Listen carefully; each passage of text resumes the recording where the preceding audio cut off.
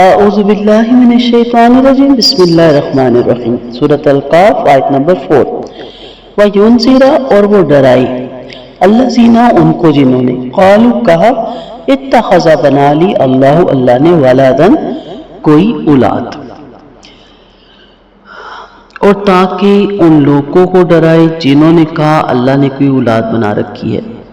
اس آیت نمبر 4 میں یہ نہیں بتایا کہ کس چیز سے ڈرائی، اس کا ذکر زیر تفسیر آیت 2 میں ہے کہ اس کی جانب سے آنے والے سخت عذاب سے ڈرائی۔ دونوں آیات کو ملائیں تو مضمون یہ بنے گا تاکہ ان لوگوں کو اپنی جانب سے آنے والے سخت عذاب سے ڈرائیں جنہوں نے کہا کہ اللہ تعالیٰ نے کوئی اولاد بنا رکھی ہے۔ دونوں آیتوں میں ڈرانے کا ذکر 2 بار آیا۔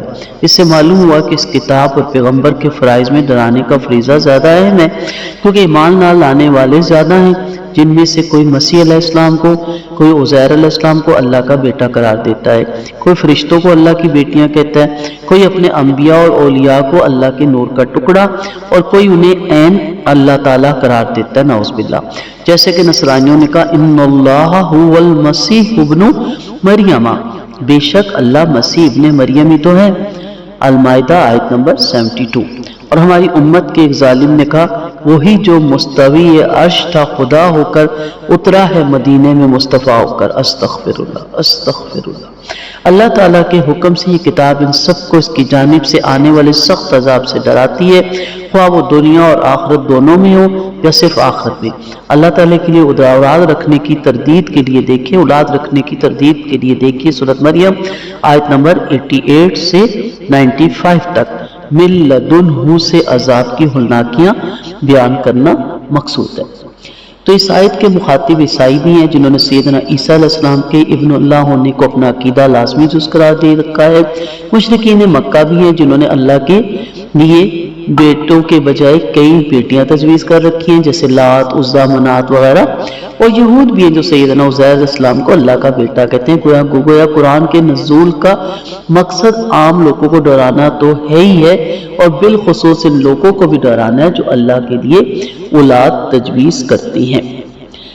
اب دیکھیں ان کا بعض کا ان کا یہ قول کہ فلاں خدا کا بیٹا یا فلاں کو خدا نے بیٹا بنا لیا ہے، کچھ اس بنیاد پر نہیں ہے کہ ان کو خدا کے ہاں اولاد ہونے یا خدا کی کسی کو متنبع بنانے کا علم ہے، بلکہ محض اپنے عقیدت مندی کے غلوب میں وہ ایک منمانا حکم لگا بیٹھے، اور ان کو کچھ احساس نہیں ہے کہ وہ کیسی سخت گمراہی کی باتیں کر رہی ہے اور کتنی بڑی گستاخی اور افتراء برداری ہے جو وہ اللہ رب العالمین کی جناب میں ان سے سر زرد ہو رہی ہے۔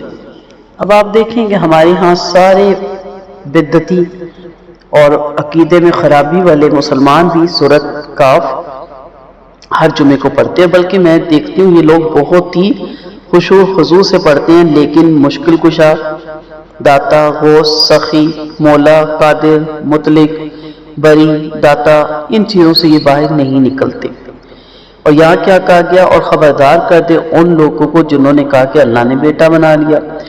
دور حاضر کی دجالیت کی اصل جڑ موجودہ مسیحت ہے، یعنی مسیح ہے، جس کی بنیاد تثلیث پر رکھی گئی، اور اب تو اسے مسیحیت کے بجائے بہت زیادہ اس میں غلو کیا جانے لگا۔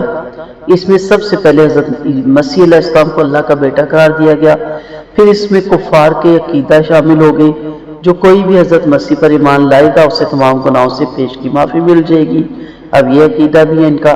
اس کے بعد شریعت کو ساخت کر کے اس سلسلے میں تمام اختیارات پوپ کو دے دیے گئے، وہ جس چیز کو چاہے حلال قرار دیں، جس کو چاہے حرام۔ اس تبدیلی کی وجہ سے یورپ میں عام لوگوں کو لفظ مذہب ہی سے شدید نفرت ہوگی۔ پھر جب اسپانیہ میں مسلمانوں کے زیر اثر جدید علوم کو فروغ ملا تو فرانس، اٹلی، جرمنی وغیرہ کے بے شمار نوجوانوں نے قرطبہ، غرناطہ اور طالع کی یونیورسٹیوں میں داخلہ لیا۔ یہ نوجوان حصول تعلیم کے بعد جب اپنے اپنے ملک میں واپس گئے تو یورپ میں ان کی نئی فکر کی وجہ سے تبدیلی آنا شروع ہوئی۔ انہی کی وجہ سے یورپ کے عام لوگ جدید علوم کی طرف راغب تو ہوئے، مگر معاشرے میں پہلے سے موجود مذہبی مخالف جذبات کی وجہ سے مذہبی دشمنی خود بخود اس تحریک میں شامل ہوگی۔ نتیجن جدید علوم کے ساتھ مذہب سے بیزاری، روحانیت سے لا تعلقی، عقل سے انکار اور خدا کے تصور سے بیگانگی جیسے حالات بھی यूरोपीय माशरे में मुस्तकिल जड़ पकड़ गई। और ये सब कुछ ईसाइयत में की जाने वाली मज़कूरा तब्दीलियों का रद्दअमल था। आयत ज़ेर नज़र में इन्हीं लोगों की तरफ इशारा है जिन्होंने अकीदा इजाद किया था कि मसीह नाउज़ बिल्लाह अल्लाह का बेटा है। आज हमारे अकीदे देखें कि हमने क्या क्या उसमें इजाद कर रखा है।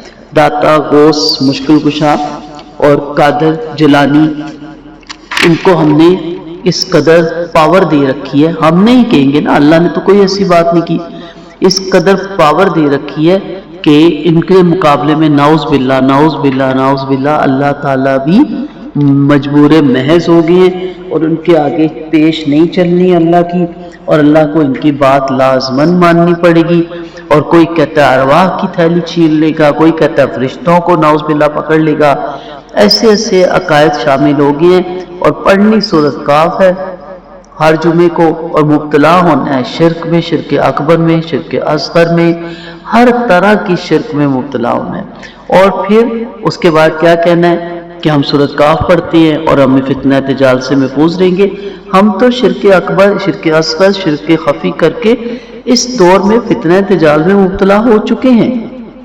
तो जब आप ये पढ़ें तो एक एक आयत, उसके एक एक लफ्ज़ को समझें। आप कहीं भी किसी जगह भी अगर अपने आप को रब के साथ शरीक ठहराते हैं, अपनी अना, अपनी बरादरी, अपनी कास्ट, अपना फ़िरका, अपना ग्रेड, अपनी दौलत, अपनी औलाद, अपना कोई भी कह ले, अपनी अना, झूठी अनाएं जो बना के हम बैठे रहते हैं, और अपने फैसले कि मैं तो कभी भी ना तोड़ूं, अल्लाह भी ज़मीन पे उतर आए, ये भी लोग नाउज़ बिल्लाह कहते हैं, तो भी मैं ना इस बात को मानूं, अब तो अल्लाह भी नहीं मेरी ये बात बदल सकता। ये सब क्या कुफराना बातें हैं। एक लम्हे को अल्लाह जान ले ले तो रह जाए ना आपके यहीं पे फैसले। तो ज़रूर पढ़ें, मैं ये नहीं कहती, ज़रूर पढ़ें, हर जुमे को पढ़ें, लेकिन सोचें कि क्या मैंने इसको पढ़ा या मैंने इसको अरबी इसका टैक्स अदा कर दिया और हमें इसका पता ही नहीं कि इसके अंदर क्या है। वो मशहूर वाक़या सुना ना कि एक औरत मांगती थी, किसी बंदे ने कहा कि तुम्हारा बेटा तो बाहर सेटल्ड हो गया और तुम्हारी ये हालत आ गई कि तुम्हारे घर रोटी नहीं, वो कुछ नहीं भेजता। उसने कहा कागज़ भेज देता हर महीने, और मैं उसको देखती हूँ, मैं पढ़ी भी नहीं, मैं कागज़ रख देती हूँ। उसने कहा मुझे घर लेके चलो। जब घर गए तो वो कागज़ नहीं थे, वो 50-50 हज़ार के मंथली चेक थे, और वो कितने जमा हो चुके थे, और उस बेचारी को पता ही नहीं था कि ये मैंने बैंक में जाके देना है और मुझे 50 हज़ार मिलेगा, और वो लोगों से मांग के रोटी खाती थी। तो ये हालात हमारे हैं, हमारे पास खरबों क्या, अरबों क्या, इसकी तो कोई इसके मुकाबले में मैं बता ही नहीं सकती कि कितनी महंगी यूनिक चीज़ हमारे हाथ में, जिसका कोई नेमुल बदल ही नहीं। और हम दर दर के टुकड़े मांग रहे हैं, और दर दर पे ठोकरें खा रहे हैं, और दर दर जगह जलील हो रहे हैं और मगलूब हो रहे हैं, और गुजारा नहीं हो रहा। अपनी बेटियों को भी सड़कों पे ला रहे हैं और उनको भी नचवा रहे हैं, और उनको भी नौकरियां करवा रहे हैं, और उनको भी गैर मर्दों की जीनत बना रहे हैं। हमें मालूम ही नहीं कि हमारे हाथ में क्या है, हमारे पास कितना कीमती चेक है। इसे कैश तो करवाएं, कैश करवा के देखें, फिर आप देखिएगा कि क्या से क्या आप हो जाएंगे। वाखिर दावाना अनिल हम्दुलिल्लाहि रब्बिल आलमीन।